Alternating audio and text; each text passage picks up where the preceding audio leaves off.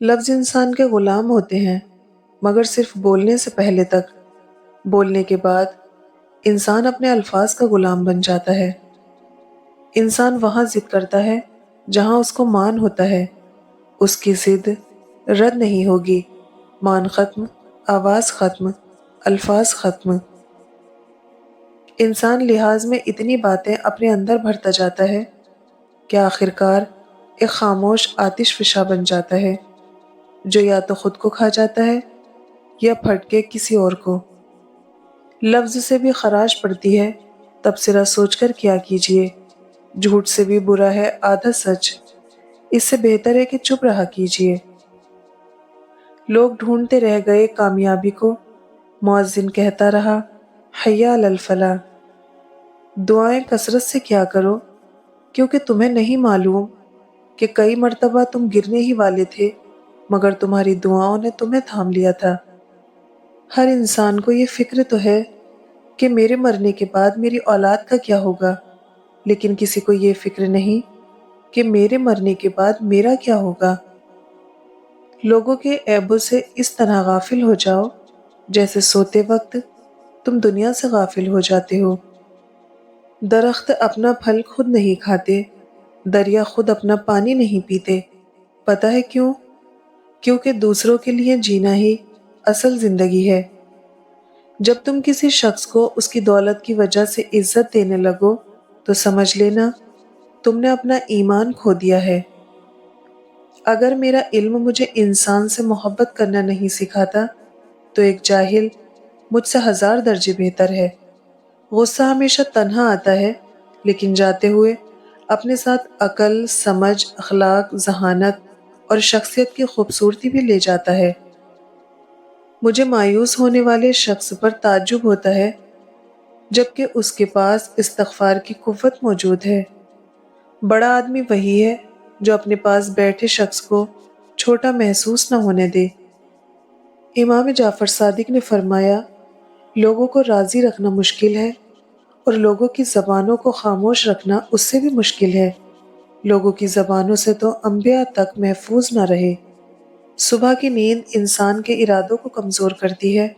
منزلوں کو حاصل کرنے والے کبھی دیر تک سویا نہیں کرتے۔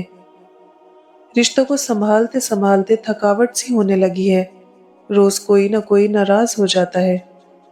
کسی کے ساتھ برا کر کے اپنی باری کا انتظار ضرور کرنا، کیونکہ اللہ کا ترازو صرف انصاف تولتا ہے۔ ان لوگوں سے مت ڈرو جو اپنا بدلہ لینا جانتے ہیں، بلکہ ان لوگوں سے ڈرو جو اپنا معاملہ رب کے سپرد کر دیتے ہیں۔ اللہ کے کچھ بندے ایسے ہیں جنہیں اللہ بندوں کی ضرورت پوری کرنے کے لیے خاص طور پر نعمتوں سے نوازتا ہے۔ زمین عقل مندوں سے تو بھری پڑی ہے، مگر درد مندوں سے خالی ہے۔ جس دن لوگوں کو یہ بات سمجھ آ گئی کہ مخلوق سے محبت خالق تک لے جاتی ہے، اس دن روئے زمین پر امن قائم ہو جائے گا۔ جب تھک جاؤ تو اللہ کے سامنے جھک جایا کرو، کیونکہ لوگ تھوڑی سی غلطی پر چھوڑ جاتے ہیں، لیکن اللہ تھوڑی سی عبادت میں تھام لیتا ہے۔ تعریف کرنا اور کروانا بھی ایک قسم کا شرک کی مانند ہے، کیونکہ سب تعریفوں کا مالک اللہ ہے اور سب تعریفیں اسی کے لیے ہیں۔ جہاں عزت، سچائی، خلوص نظر آئیں وہاں دوستی کا ہاتھ بڑھاؤ، ورنہ تمہاری تنہائی تمہاری بہترین ساتھی ہے۔ جب بھی تم چاہو کہ تمہاری دعا عرش تک پہنچے اور مستجاب ہو جائے تو پہلے اپنے والدین کے لیے دعا مانگو۔ کچھ رشتے اللہ خود ختم کرتا ہے تاکہ ہماری زندگی خراب نہ ہو سکے۔ بے شک وہ جو کرتا ہے بہتر کرتا ہے۔ لباس قیمتی ہو یا سستا، کردار کو نہیں چھپا سکتا۔ اپنے کردار کو اچھا کرو، ہر لباس میں اچھے لگو گے۔ حضرت علی نے فرمایا، جسے جلدی موت آ جاتی ہے وہ مہلت کا خواہ ہوتا ہے، اور جسے مہلت زندگی دے دی گئی ہے وہ ٹالم ٹول کرتا رہتا ہے۔ ہمیشہ دعا مانگتے رہا کرو، کیونکہ دعا کبھی رد نہیں ہوتی، یا تو قبول ہوتی ہے یا آخرت کے لیے ذخیرہ ہو جاتی ہے یا مصیبت کو ٹال دیتی ہے۔